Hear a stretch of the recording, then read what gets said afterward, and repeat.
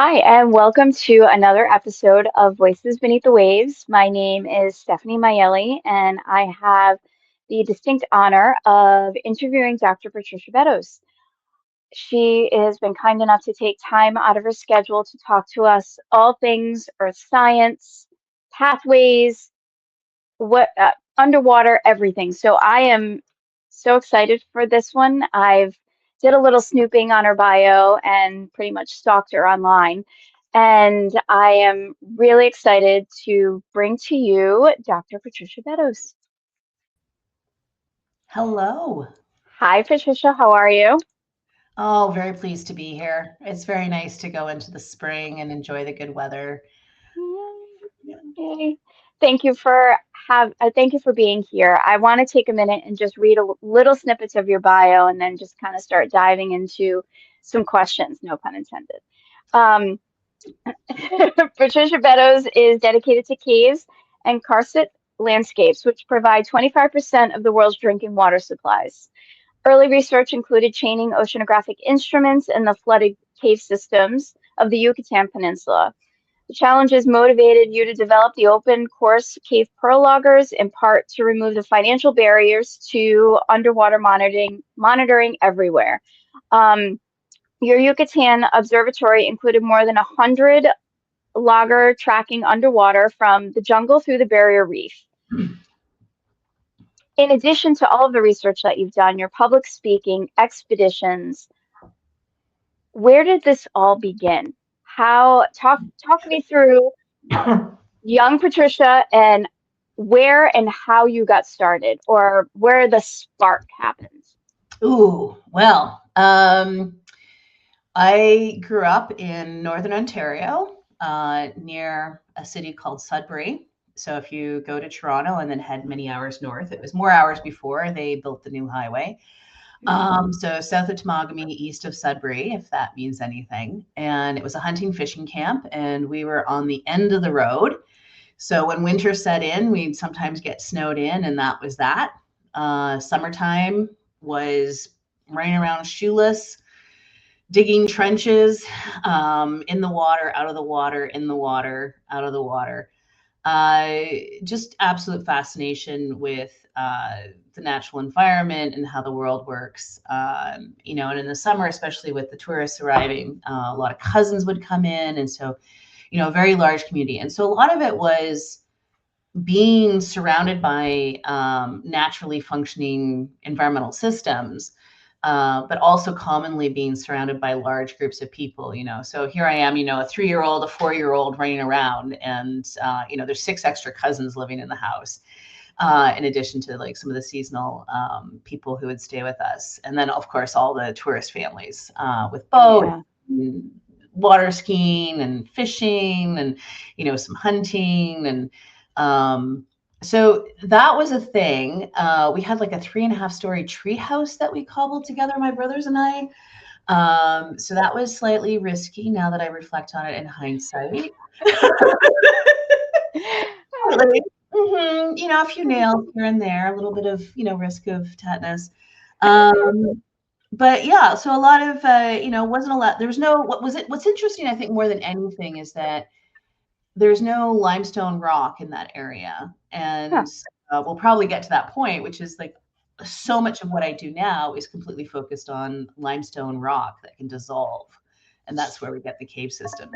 So yeah, digging trenches, but of course there's no limestone. So I had to put some boards up and a tarp and sprinkle some dirt on it because, there was a concern about collapse.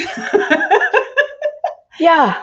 But, I ended up, the family progressively, we moved to the next larger town and then the next larger town. I think what's also notable is that my first year of English language instruction was high school. So this is French Ontario. Gotcha. So there's Quebec, which is the French province in Canada, but there's still a good community of us of 600,000 strong Franco-Ontarians. And so that was part of the area that I was growing up in. And so part of the goal was that we would speak English without an accent and speak French without an accent. But my life has progressively brought me further and further south. Well, actually, with a little segue to the UK. But before that happened, I actually went to college. No, one pause.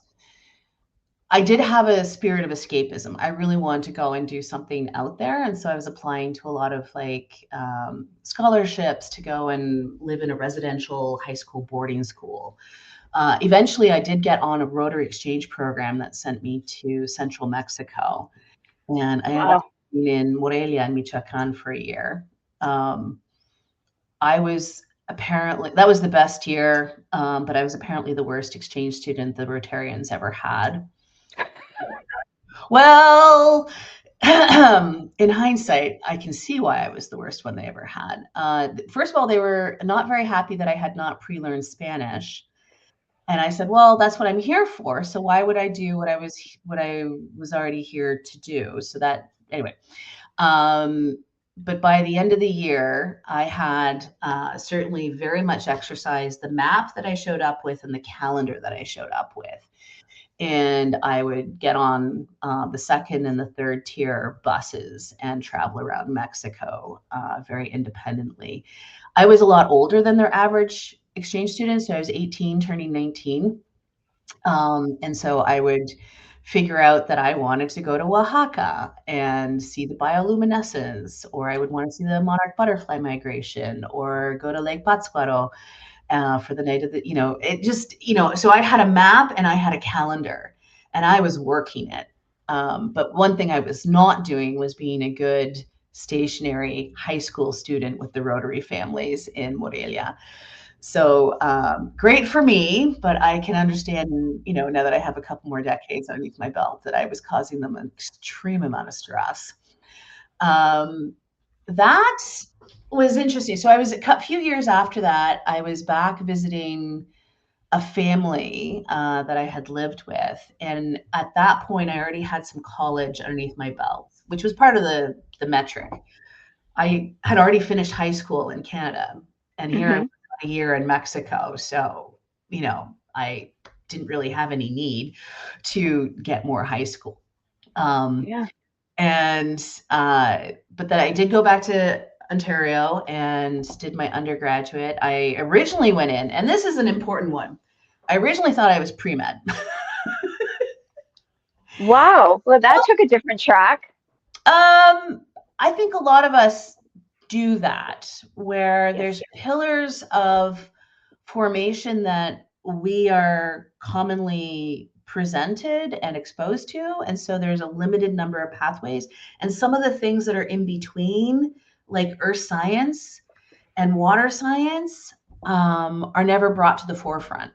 But I very fortunately pretty quickly moved away from the pre-med, ended up in a physical geography program, ended up in a course that took me to Kentucky, and we went caving. Unbeknownst to me, one of the global luminaries in this field of study, Derek Ford, was instructing the course. And that just, I think, really paved the way for so much. And so I was back visiting this family in Mexico. And I networked. I literally just picked up the phone and started cold calling all the institutions in Mexico, because I was like, I want to do this cave thing. And I love Mexico. So how can I bring them closer together? Yeah. And I got on the phone with the right person, with Luis Marin. And he's like, He's like, well, it'd be terribly interesting. And I was like, no, I can be there day after tomorrow. And he's like, what are you talking about? I'm like, I'm in Morelia. I can get on the bus. So 2 days later, I'm in Mexico City visiting his research group. And he offered me to come down for the summer for 2 months at the Instituto de Geofísica and work with his research group. And during that time, there was within that 2-month time period, there was a 2-week where he gave me as a field assistant to another research group who were going to the Yucatan. And so I ended up with Elba Escobar and Javier Alcocer down in the Yucatan collecting samples And Elba, by the way, is a very seasoned, longstanding cave diver. And so I'm assisting her gathering water samples and having my first exposure to mucking around southern Mexico. And I was like, I found it. I don't have to choose between biology, chemistry, physics, human dimensions. I can bring it all together with karst studies. And furthermore, the Yucatan is amazing. This is the most amazing natural laboratory for a great number of reasons. So I think that's probably the loop-de-loop circle. Started off in Northern Ontario, hard rocks, no limestone to be found. Fell into a bit of a classic trap, which is pre-med, and thankfully fell out of that, and pretty quickly found myself doing a master's degree in the Yucatan, looking at the cave systems. So, was there a class in that pre-med era that you took that changed was there a pivot point there? Was there a class where you were like, I want to go and do this? There was for me, and that's why I was asking, was there, because I know that there are some people who go in, this is what I want to do, this is my pathway, and then there are others that are like, oh well, I'm pre-med and I wanted to get my PhD in biology. That was my thing. And I took one class that was for environmental law. And my whole that was my pivot class. Did you have a pivot class? Yes, which was that karst and cave class. Without question.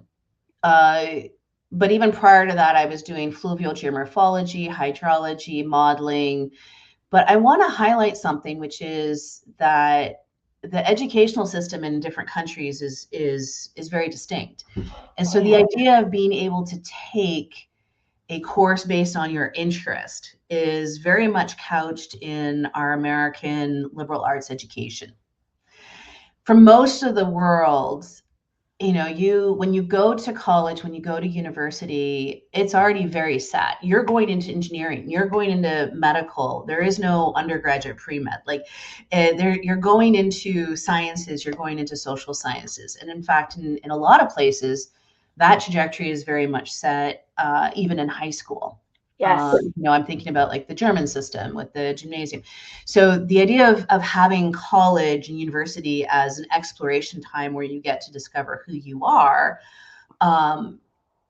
is something that we do very much in the United States. And that's, yeah. So I think the ability to have that pivotal course. So I'm really glad you took an environmental law course and that was powerful for you. For me, I was already in the sciences. Mm-hmm. I'd already decided to move away. So I already had to commit, even by the end of my first year, to this other pathway. And then within that course sequence, one of the courses that was offered was this cave course. And so I just got, you can call it luck or you can call it placement. I could not agree. Was it lucky that I ended up in southern Mexico with Elba and Javier doing that field campaign? But there was like a number of very strategic things that happened prior to that. And I've gotten into trouble for some of my good and bad habits. And it was funny, as I'm just sharing this, I'm realizing this, and I still do this. It's like something seems to be aspirational or intractable. Mm-hmm. And so I make a list and I start calling. I got into trouble with this during my undergraduate at one point because we had an open book full day. It was an 8-hour exam for hydrological modeling. And the rules were you're allowed to use anything that you had access to in your office, in your workspace. And it was doing some work on a stream that they were aiming to put a highway through a major river stream, et cetera, et cetera. And so I picked up the phone and I actually got the government hydrologist who had been working on the project, and he sent me a bunch of documents, and it worked out brilliantly. The faculty was very stepped aback. I mean, he was in I was in the master's program at that point in the graduate studies. So this was, this is not like one student in a large class. This is, graduate students in like a 10-person class. And Hawk Wu showed up at my door and he was like, I need to talk to you. Because, it's a big question. It's like, what did you do? Well, it's initiative. Because, what I managed to deliver was above and beyond, because I got the primary documents from the study that was underway. But I encourage that. It's like, if you get an itch to go to a different level, go to a different place, you can place yourself there, but it's not just going to land in your lap. No, it typically doesn't. So this leads me to it. So I'm going to go out of order with my questions, because this is interesting. So you are at Northwestern University right now. So you have students that you counsel, that you guide. How do you guide them to be the best version of themselves in the spirit of what you just said about kind of, stepping outside this box that we tend to put ourselves in? How do you empower your students? Because you have a great, you're in charge of them. You have a great, the power to help. What is what is the Patricia magic sauce? Whew. So I've been for some time the director of environmental sciences. We have a lot of foo-foo titles. I'm the director of undergraduate studies. I do a lot of advising. And I feel, so your question is, how to empower students. Within the context of Northwestern University and American education in particular, the competition to get into, the great colleges and universities is so fierce. And so there's like this unbelievable, ultra marathon through high school, and everything has to be perfect. And then you land. Number one, I think that a lot happens even before you get into a place like Northwestern. And I want to say this loud, and I want to say this very clear. Northwestern is extremely competitive to get into. Northwestern is also extremely expensive. This is not unique to Northwestern, but please do not rule yourself out. We have a great number of full scholarships. And one thing that we find is that we have some exceptional people that we do not get because they actually don't apply. And that includes, like, an application will start, but it's not completed. And so people are like, oh, I couldn't possibly. So clamp down. Like, have that as like a little gremlin that you're going to chase down and deal with them, which is like, oh, I couldn't possibly, that will never happen for me. And that is one thing. It's going to arrive in life all the time.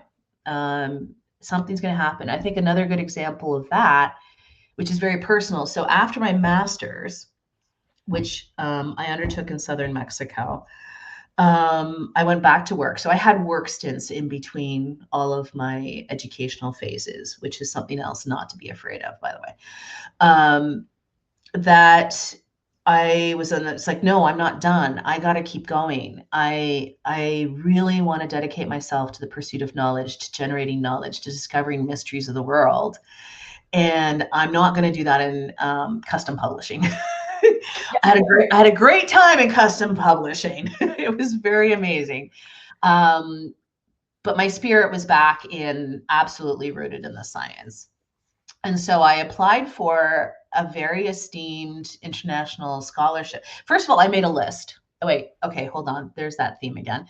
I made a list of all the professors globally who could possibly entertain an underwater, cave diving, field intensive, hydro water intensive PhD, specifically rooted in the Yucatan, It wasn't a very long list. There's like 8 or 9 names. And then I found out that one person was dead. I found out I went to a conference and I was trying to get close to this one potential mentor and his PhD students. And I will share this. I won't mention his name, but his 2 PhD students pulled me aside. And it's like, listen, we don't let him hang out with our girlfriends. So you need to know that you should not come here.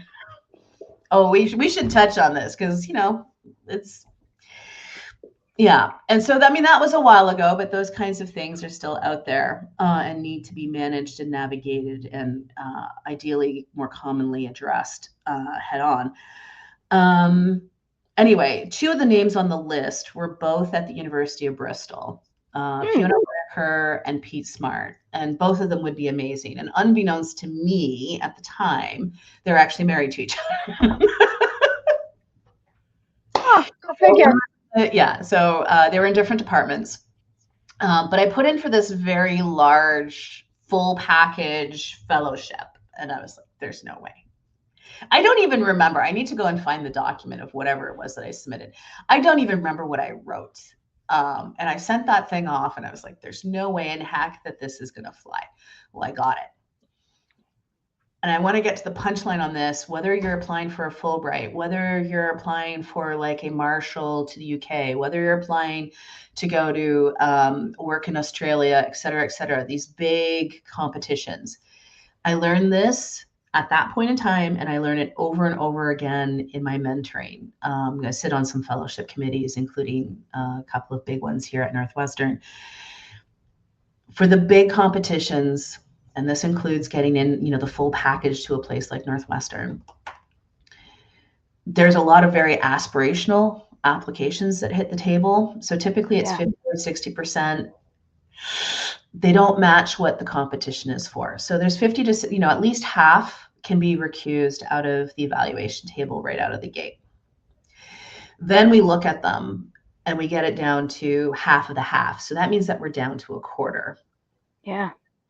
And that's commonly based on, some criteria wasn't met. There's some technical issue.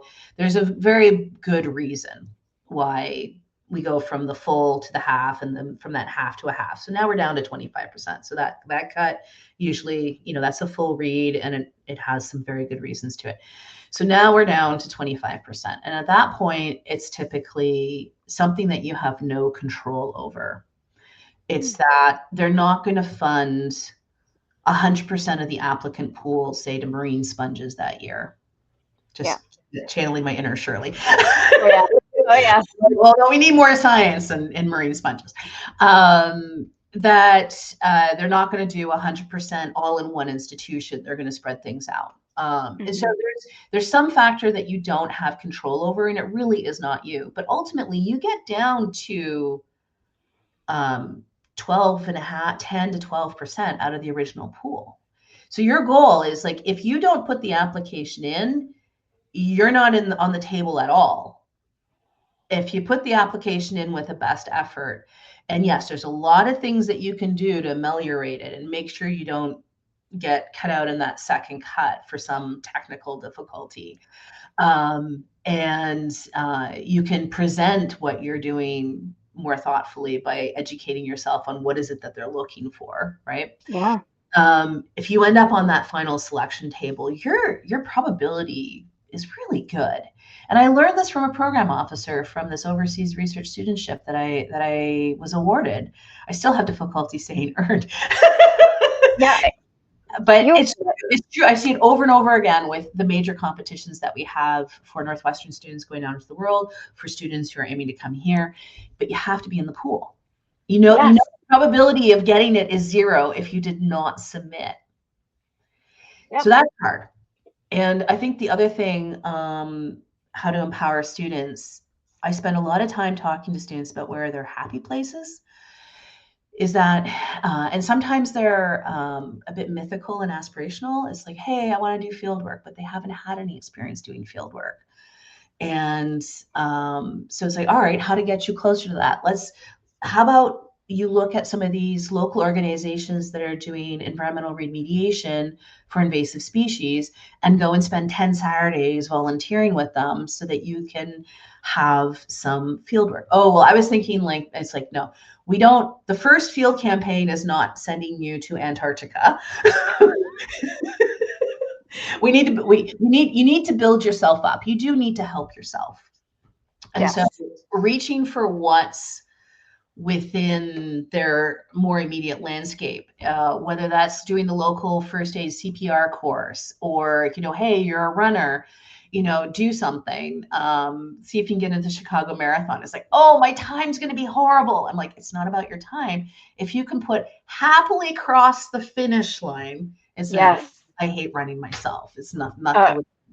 But if we get like a CV or a resume for something that is out there, and the person is like happy to have crossed the finish line at the Chicago Marathon, that is a huge green flag. This person has trainability and persistence and so many things going for them. Oh, yeah.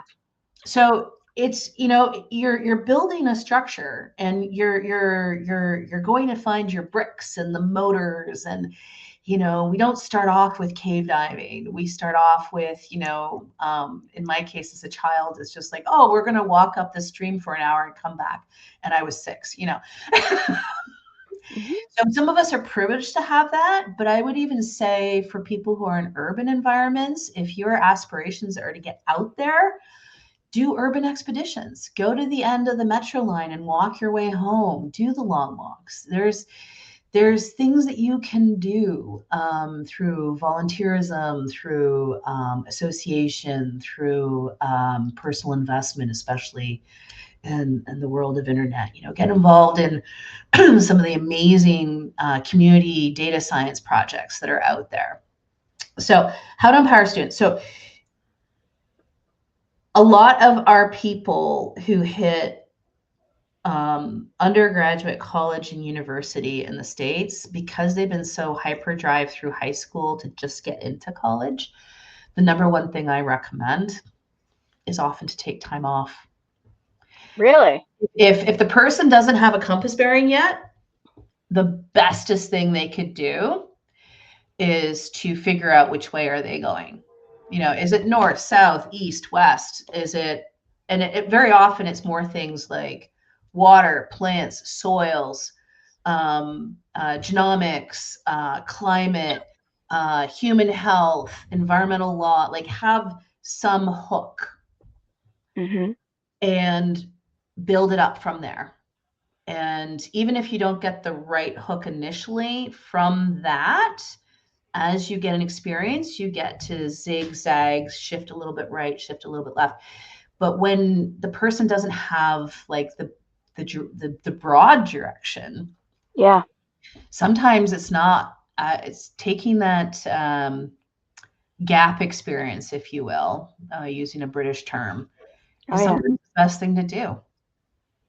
That's some good sage advice, my friend, because I think these young people are just, high school, like the high school, almost the experience of high school is not really even an experience of high school. It's an experience of trying to get you to the next place. So they can't even enjoy being where they're at because they're constantly looking like, oh, I have to do this. I have to be a certain way, or I have to look a certain way, so that look a certain way in the aspect of my CV, because you need to try and stand out. And I'm going through this with my 17-year-old. We're looking at colleges. He's like, well, I can't. What about this? And even my niece, that they're 17, they're looking at colleges, and it's just, granted, I'm looking at this from a lens of being in my late 40s. Like, this was a minute ago when I was doing this, but it's hard to look at this right now because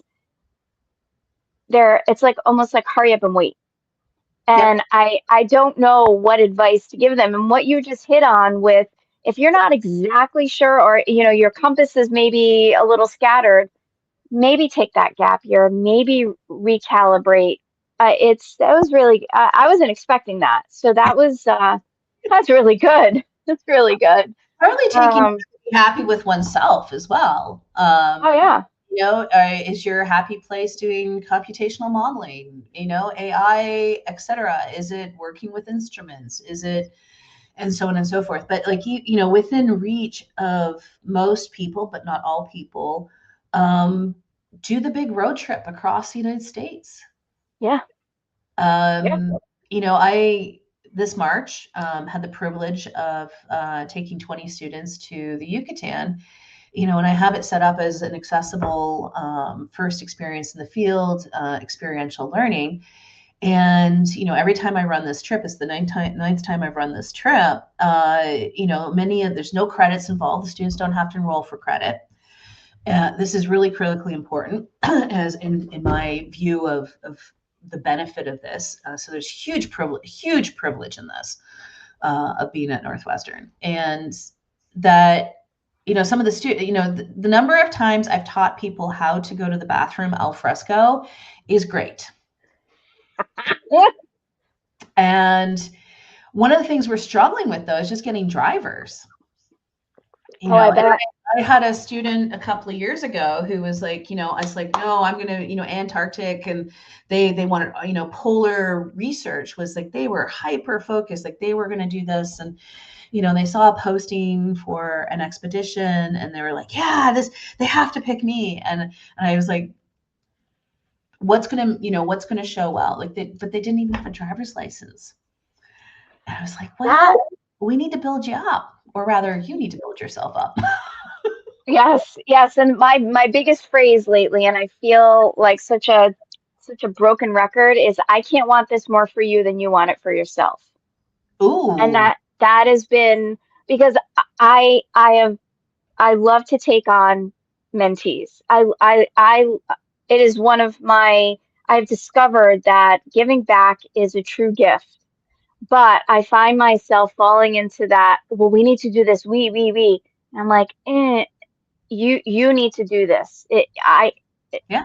Because eventually you need to take the reins. I should only get you so far because I'm not always going to be here. So, and then they will ask, well, you know, what can I do? You know, how can I pay back? The biggest thing to do to pay me back is to do this for somebody else. It's a pay it forward system. So, yeah. But the young people of today, it's just different. And I sound so old. What this is flying out of my mouth, and I sound ancient saying, "Well, it wasn't like that when I was a sage." But you know, I wouldn't say it. Although you know, we have life paths that we have, and you know, there's different strengths. But it is, I think, true that the comfort of being independent is something that arrives to people at different years of their lives. Yes. And it's really notable when somebody has it. And sometimes they're 19 and sometimes they're 29. But you know, if somebody is, especially, you know, with scuba diving and expeditions and water science, you know, place yourself there. See if you know, do first aid and CPR, even if it's not the full wilderness one. Make sure that you can drive. See if you can access, you know, some experience driving boats, like whatever it is. We have some great organizations here, like in the Chicagoland area. There's Chicago Underwater Explorer Society that has scholarships and fellowships for learning how to scuba dive. You can apply to the Women Divers Hall of Fame to see if you can be selected to be supported in getting your open water certification. But if you don't apply, you're definitely not getting it. You know what I mean? Yeah. So you literally make a spreadsheet, set it up, and just keep on firing. And you know, this is one of the things with, you know, experience. One, I'm more selective about what I apply for now. But you know, it's like 50% hit rate. But if I don't apply, it's definitely 0. Yes. And no, it's not 50% when you start out, but you'll get better at it. It's a whole skill. Yeah, it's practice, and you know, nobody comes out the gate perfect or competent. That's a skill. You need to work that skill. It's like a muscle, my opinion. So for the lay person, i.e. me and some of the viewership, can you break it down? Can you break down your research in the cave systems and why it is important? Because I touched on the 25%, you're dedicated to the caves and the karst landscapes, which provide 25% of the world's drinking water supplies. Can you explain what you do for your research and how it applies to all of us? Yeah. Can you link that for us? Yeah. So water is slightly important for life on this planet. It's my sarcasm flag. Yep. It's the universal solvent. You know, a lot of the water on the planet is salty, you know, or frozen. A lot of humanity writ large, and definitely civilization, as we were coming together in communities, we needed water resources. And so obviously there's lakes, there's rivers, but in a lot of the world, especially in the Mediterranean and the Middle East, and in some parts of Africa, there's springs. And this is true globally, where groundwater comes up to the surface and just delivers water. And that is a wonderful place to establish your community and your civilization. So some of the bias in it being 25% of the world's drinking water supplies is where historical civilizations were grown. And then two, now in the modern age, we have technology. And so we drill down and we tap into groundwater, which happens to, a lot of it be in these karst aquifer systems. So karst, broadly, but not exclusively, just think limestone, okay? And so limestone will dissolve. And so if you have water and the water is hitting the rock, it will dissolve the rock eventually. It does a better job of dissolving the rock when there's a little bit of soil and you get carbon dioxide goes into the water. And the chemistry of the water, it dissociates and you get carbonic acid and it dissolves out the pathways. But water is water. It finds a place to flow. It finds the little fractures and the fissures. And then within the geology, you know, we have layers of sediments that have laid down. And so there's like these little contacts. And so the water gets in between those spaces and opens up those bedding planes. And you know, one drop of water joins with another drop of water, and then they get bigger and bigger and bigger, and you end up with these underground river systems. Okay, I skipped about 300 pages of the textbook in there. But a lot of the world, you know, there's limestone is limestone dolomite, which is a kind of limestone that has more magnesium in it, is globally all over the place, and that's because it's an extremely common formed sediment and rock in marine settings. And so that we're going back to the marine again. So limestone, lots of it, dolomite, lots of it, and it dissolves and it makes these, it with water, we'll have these cave systems. What I've been doing primarily is looking at how water is dynamically flowing through the system. So how much water is there?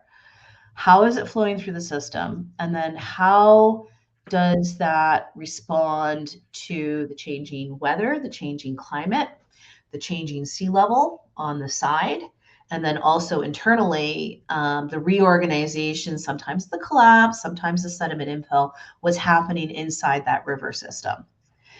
So this is looking at the dynamic response of the system to the changing boundary conditions. Wow. So to do that, I need to have a lot of data.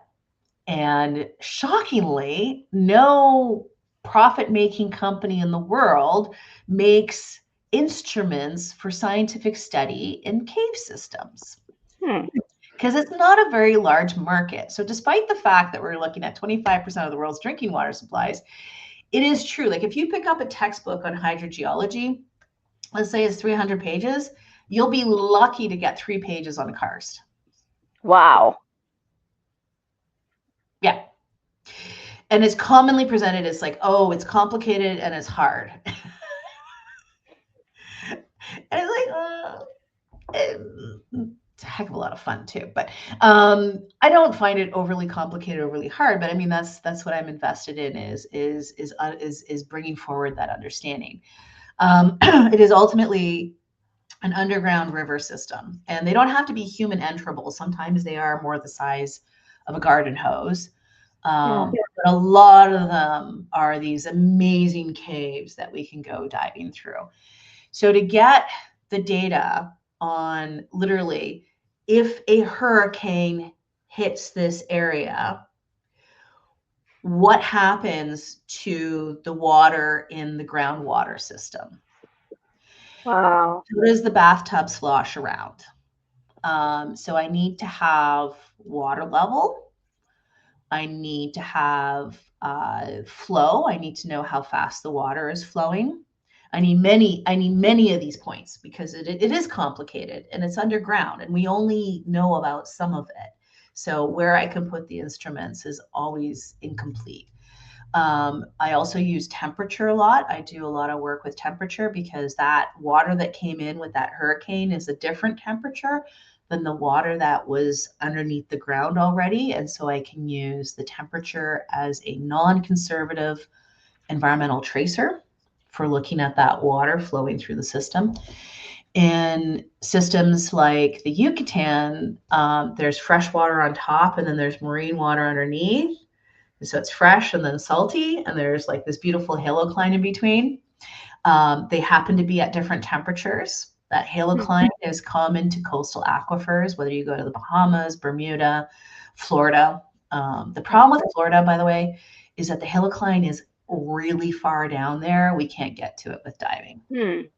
And so that's why the caves are so much better developed in the Yucatan that the halocline is really shallow. And so it's a much better natural laboratory.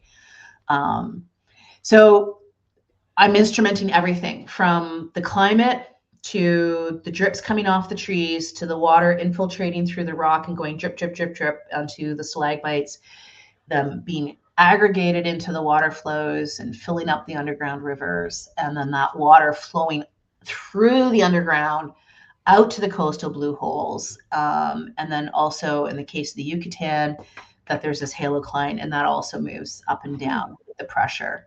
Fun fact, when there is a big hurricane that hits, the flow through the underground rivers, the caves, does not pick up. It initially stops.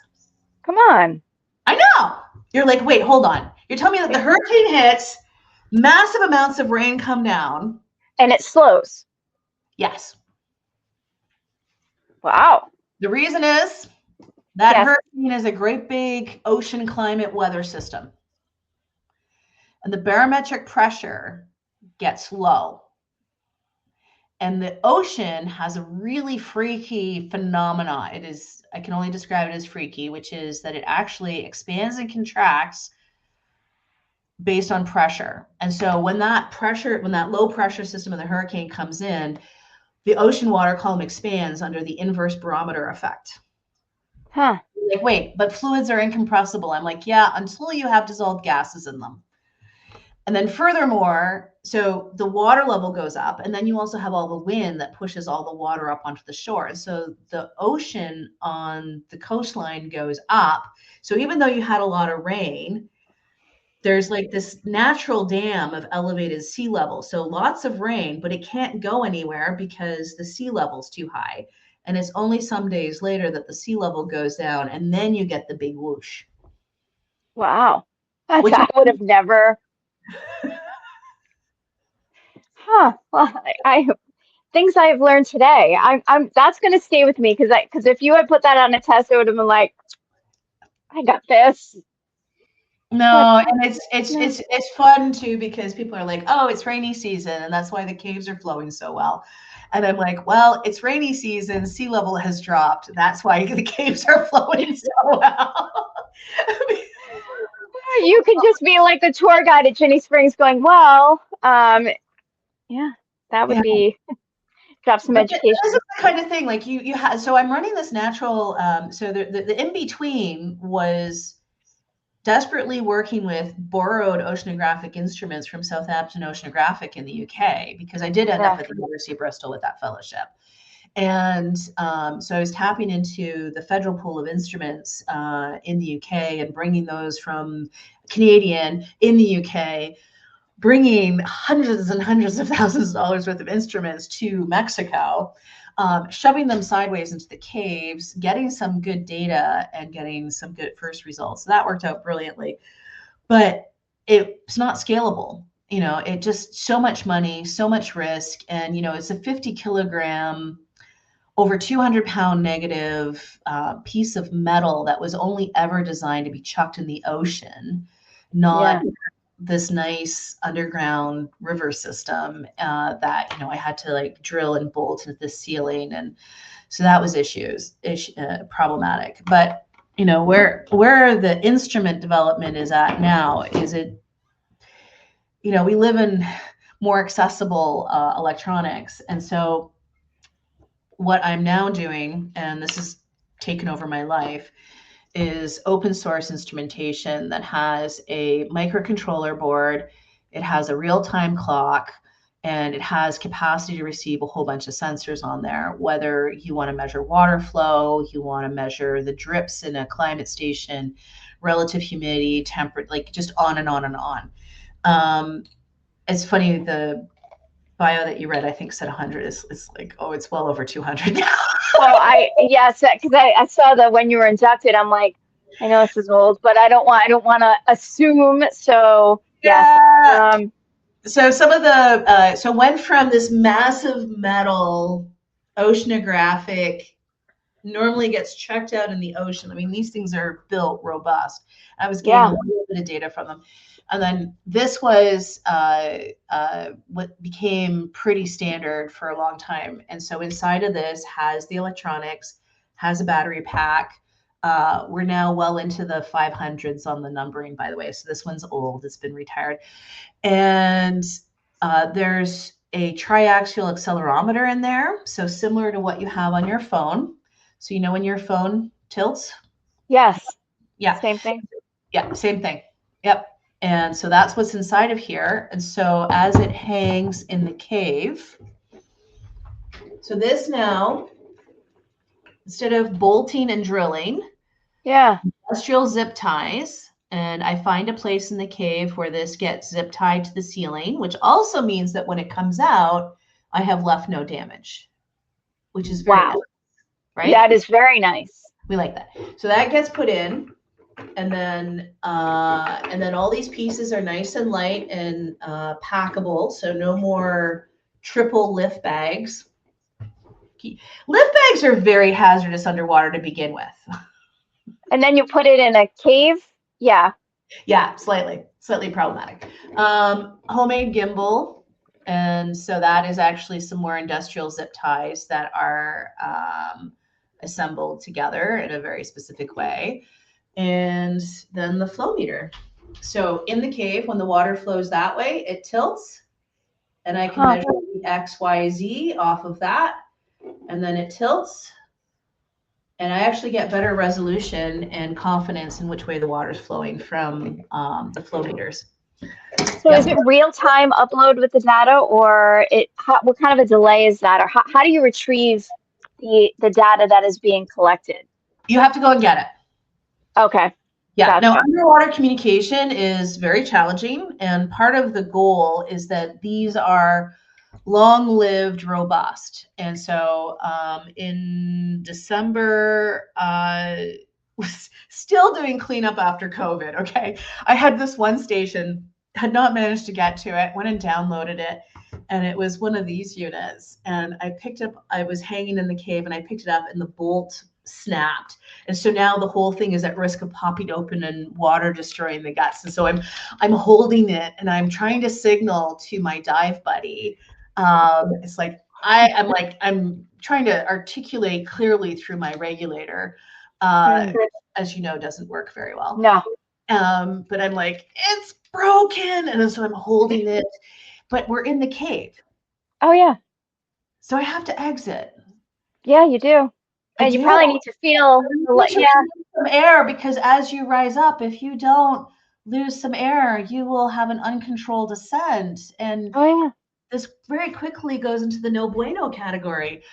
And so that was a very interesting time. At one point, my buddy Will reached over, I think, burped my wing for me, which was very nice of them. That But was kind.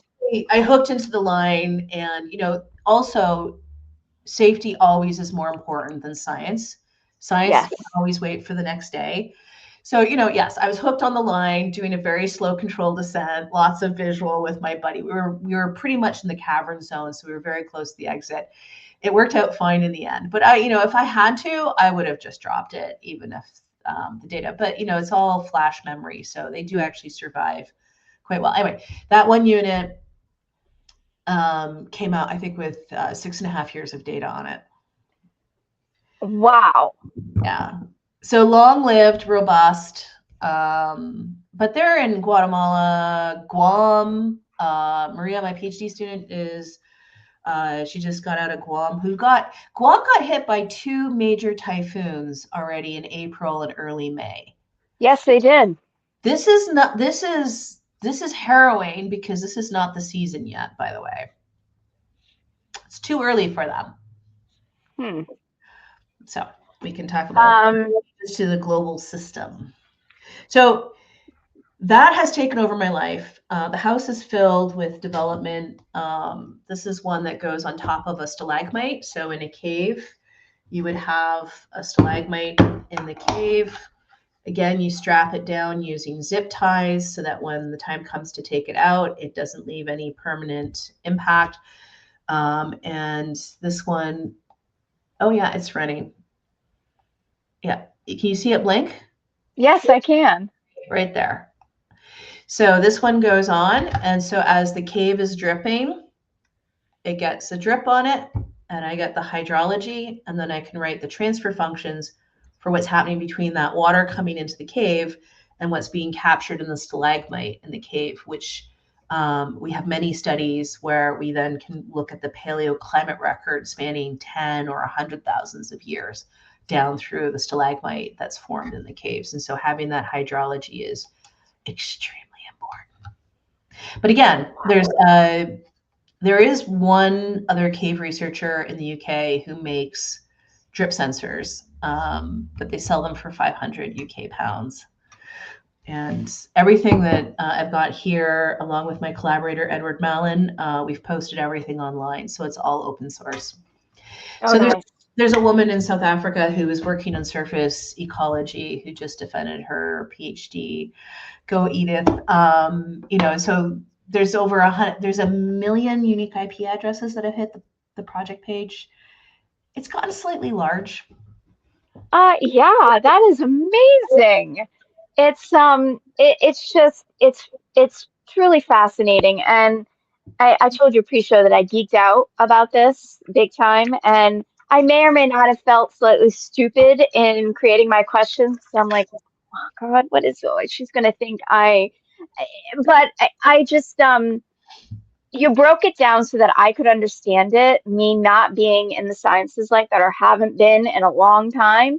And you made it engaging, exciting, and something I want to know more about. And I know the viewership is going to as well. So if people want to follow along with what you're doing, the research, who knows who we've inspired to apply to your program at Northwestern, because I know a lot of the WDHOF associates are listening and learning. Where do we follow along, and or how can we be helpful to what you're doing? Where do we go? What do we do? Well,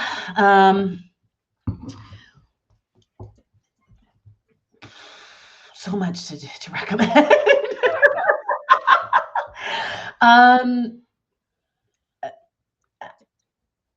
So the Cave Pro project, big webpage. It's huge. My collaborator on that, who's pretty much full time on it, Edward Mallon. There's a huge amount of material there. The number one thing I would point to, and I'll send you the specific link. Yes, please. Is that if you're starting out, learn how to solder, and there's like a whole shopping list, so you can just order all the components. Is build one of the student loggers, and learn how to use the student code. So that's what I would say. But even if you're not building a cave pearl data logger, I would definitely say go and volunteer with some local environmental organizations. If your goal is to get into cave science in particular, and you're an undergraduate, there's a couple of NSF RAU programs that are very cave focused. So those are groups that are taking students nationally, and 6 to 15 students. And if you're selected, you get a very invested and empowering summer experience through that. And it's also funded. It comes with a stipend. If you are terribly interested in cave science, I typically, because I wear many hats, I can only have one PhD student at a time. I'm just being very sincere and forthright. Oh, yes.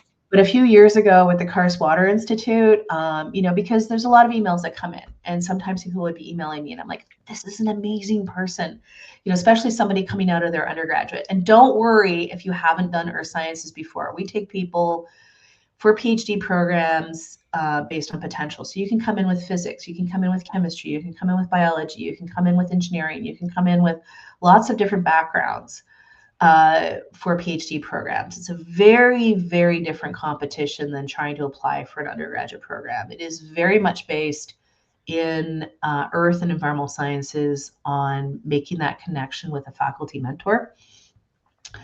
So you got to email them, you got to try and connect. I get like a couple hundred emails a year, and I try and respond to a good number of them, but a lot of my colleagues don't. But if you're interested in caves and karst, you will break through. I like to look at the people's profile and say, it's like, oh, you should be looking at this person. You should be looking at this person. And then sometimes those people send us like, Trish, this one's for you. Because right now I'm doing a lot of work in the instruments. I have a sabbatical in the fall, so it's going to be all about the data analysis and getting some of the magic of AI in underneath my belt. And a lot of focus with Maria Villarreal's research, her PhD research on submarine groundwater discharge. And I want to bring this back to one of the earlier points, like, what am I doing? It's only been like 3 years that the United States Geological Survey has put submarine groundwater discharge on their great big schematic cartoon of the global hydrological system. This is an amazing place of discovery because there is so much water going from land to ocean that is not going through the surface rivers. So one, every study that we do, we're finding there's more water there than we thought there was. Some of it is through underground rivers and some of it is seeping through sediments. Two, it's either bringing dissolved rock with it or it's bringing a lot of nutrients and other compounds from the land and delivering them into the coastal ocean waters. So it has been hard. You end up on a beach face and you're digging a trench and you're putting data loggers and you're like, I hope I found some of this clandestine submarine groundwater discharge. And you keep trying and you keep trying. And then, but we also have the underground rivers and you build up knowledge. But every time we get more data on how much of the total water is going from land to ocean, only some of it is going through the rivers and the streams and what we can see on the land surface. A lot of it is going beneath our feet. And we can get beneath our feet by drilling boreholes, but those boreholes rarely actually manage to hit the cave systems. So we need both. Oh, wow. Yeah. And it's water and it's nutrients, but it's not just nutrients. It's microplastics, it's sewage, it's forever chemicals, PFAS, polycyclic aromatic hydrocarbons, et cetera, et cetera, et cetera. I have multi-decadal relationships with some sites that I know extremely well, and poof, they fill with sewage. Why? Because the way we manage our waste on this planet is to try and put it someplace where it'll go away. It'll be outside our control, and ideally it'll be diluted and distributed and it'll just go away. And whether you're Seattle or New York, those cities have learned that you can't have unlimited raw sewage going out into the ocean. Eventually it comes back to bite you. Oh, yeah. Yeah. Air quality. There's only so much we can put into the atmosphere. We're beyond the age of thinking that our planet Earth is so vast that we couldn't possibly affect it, and that it's self-healing, which it's not. It will just shift. It will adjust and shift. We might not like where it's going. Yeah. Yeah. So it's harrowing. We need a lot more science on everything. But I find it just personally so rewarding to be working with these vast water supplies that are just so much, so three-dimensional, so fun. I'm so privileged to be a cave diver. I started off in 2000, and I continue to retrain. Even a couple of years ago, did a big block of retraining with Natalie Gibb, one of our sea sisters in WDHOF. Love her. That was amazing. And it's like, I'm looking at the calendar. It's like, when can I go back and become a better diver? It keeps me safe. It keeps me grounded. It keeps me connected to our community. Yeah. Absolutely. Some significantly supports the science. Oh yeah. Oh yeah. I wanted to end on this question and grab it. It is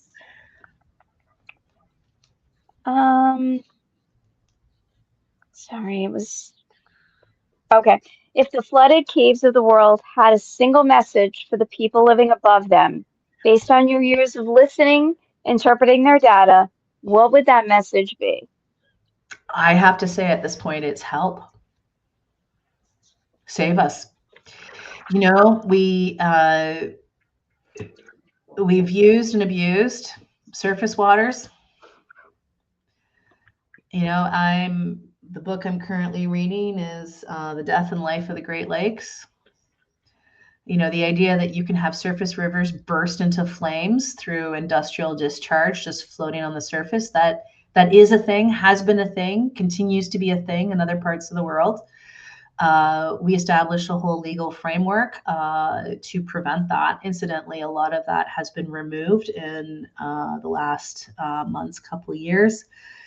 So maybe we will have some burning rivers in the United States soon again. We shifted to more interesting and harder to reach environments, whether that is groundwater. Increasingly, interest is shifting towards the deep ocean. Whether deep ocean mining for interesting metals, or deep ocean for placing materials that have the potential to suck up CO2. I feel that the caves are asking for help, that we need to help them, that they cannot be a repository for waste. They will, without doubt, be a conduit from land to ocean. That's a given. That is the reason they exist. But they're choking. Okay.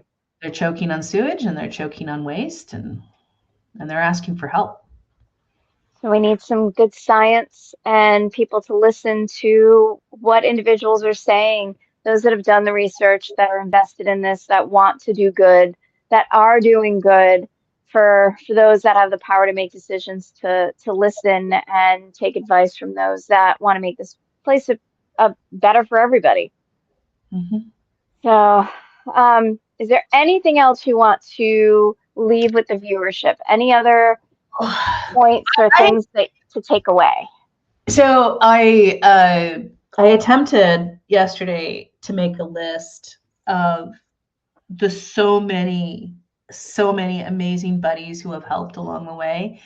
Just fundamentally, we don't do these adventures solo. We are, the community is so profound. Like, one of the things, especially with the instruments and the science, is Science Week. I've been working with Natalie Gibb. We run Science Week, and volunteer cave divers show up literally from around the world, and we'll have 10 days of nothing but science, switching out data loggers, getting water samples. It's a huge privilege, and keep the community strong, and just So I just wanted to do a shout out of gratitude to that. Great. Well, thank you again for being part of the Voices Beneath the Waves series. It's been phenomenal learning about what you do. And I know that this will be inspirational for those that are viewing this. And um, I'm really grateful that you took the time to be with us today. Thank you. Yeah, thank you. Yeah.